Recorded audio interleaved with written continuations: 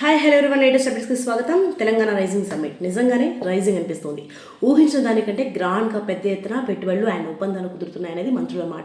ఇక నిన్న ఒక్కరోజే ఎన్ని MOUs సైన్ అయ్యాయి అండ్ ఏ రంగాల్లో పెట్టుబడులు వచ్చాయి, ఏ కంపెనీలు ఆసక్తి చూపాయి, ఇవన్నీ రాష్ట్ర అభివృద్ధికి ఎంతవరకు గేమ్ చేంజర్ అవుతాయి.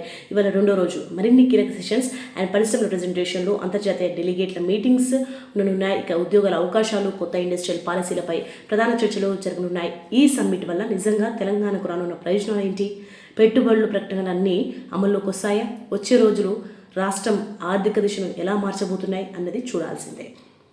ఇక మనకు లేటెస్ట్ అప్డేట్స్ చూసుకుంటే అమరావతి ఎక్స్ప్రెస్ ఇక అభివృద్ధిలో దూసుకెళ్తున్నాం అంటోంది ఆంధ్రప్రదేశ్ ప్రభుత్వం. తాజా గణాంకాల్లో గ్రోత్ రేట్ 11.29% అండ్ జాతీయ సగటు 8.7% మించుందని చెబుతోంది. ఇది నిజంగా రాష్ట్ర పురోగతిని చూపిస్తోందా, లేకపోతే లెక్కల మాయా అంటూ విపక్షం చేసిన విమర్శలు నిజముందా?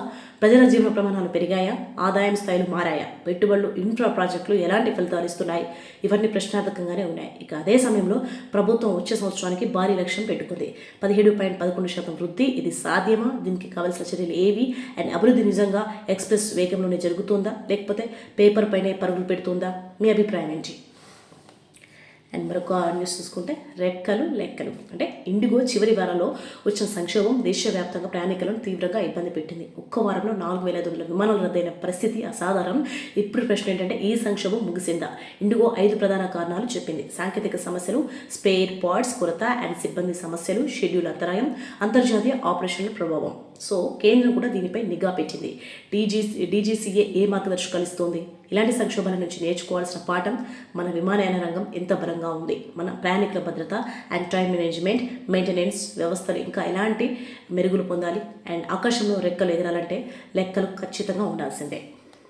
ఇక మరొక లేటెస్ట్ చూసుకుంటే సంగ్రామం ఈ రోజుతో ముగుస్తుంది పంచాయతీ ఎన్నికల తొలి విడత ప్రచారం. సో గ్రామాల్లో అసలైన నిన్న ముగిసింది. గ్రామాల్లో అసలైన సంగ్రామం క్లైమాక్స్కు చేరింది. రాజకీయ నేతలు, అభ్యర్థులు చివరి నిమిషం వరకు ఇళ్ల దగ్గర ప్రచారం చేస్తూ కనిపిస్తున్నారు. ఇక మద్యం షాపులు బంద్. అటువంటి పరిస్థితుల్లో ప్రలోభాలకు ఆస్కారం ఉందా? డబ్బు, బహుమతుల పంపిణీపై ఈసీ నిఘా ఎలా ఉంటుంది? అండ్ డ్రోన్లు, స్క్వాడ్లు, ఫ్లైయింగ్ టీంలకు పర్యవేక్షణ కఠినంగా ఉంటుందని అధికారులు చెప్తున్నారు. సో ఓటింగ్కు ఏర్పాట్లు ఎలా ఉన్నాయి, అండ్ పోలింగ్ సిబ్బంది, భద్రతా వర్గాల నియామకాలు, సున్నిత ప్రాంతాల గుర్తింపు అన్నీ పూర్తి స్థాయిలో జరుగుతున్నాయని సమాచారం. సో మొదటి విడత ఎన్నికలు ఎలాంటి సందేశం ఇస్తాయో, ఎవరు ముందంజలో ఉంటారో, సాయంత్రం ప్రచారం ముగిసే దగ్గరికి రాజకీయ వేడి మరింత పెరిగింది. సో దీనికి సంబంధించి మీరు ఏమనుకుంటున్నారో, ఈరోజు లేటెస్ట్ అప్డేట్స్ ఇవన్నమాట. నిన్నటి అప్డేట్స్ని ఈరోజు కొంచెం లేట్గా అందించడం జరిగింది. సో ఈ అప్డేట్స్కి సంబంధించి మీరు ఏమనుకుంటున్నారో కామెంట్ పెడితే, ఈ యొక్క ప్రతి ఒక్క ఇష్యూపై, ప్రతి ఒక్క మ్యాటర్పై మీరు ఏమనుకుంటున్నారో కామెంట్ పెడితే చేయండి. మరిన్ని అప్డేట్స్ కోసం మన ఛానల్ని సబ్స్క్రైబ్ చేయడం మర్చిపోకుండా. మీ యాంకర్ సోనియా అఫీషియల్ ఛానల్ ఇప్పుడే సబ్స్క్రైబ్ చేసుకోండి. Please like, share, subscribe. ప్రతిరోజు ప్రతి క్షణం లేటెస్ట్ అప్డేట్స్ నేను మీ ముందుకు వస్తాను. Follow my Insta, Facebook, YouTube. Thank you all. నేను మీ యాంకర్ సోనియా.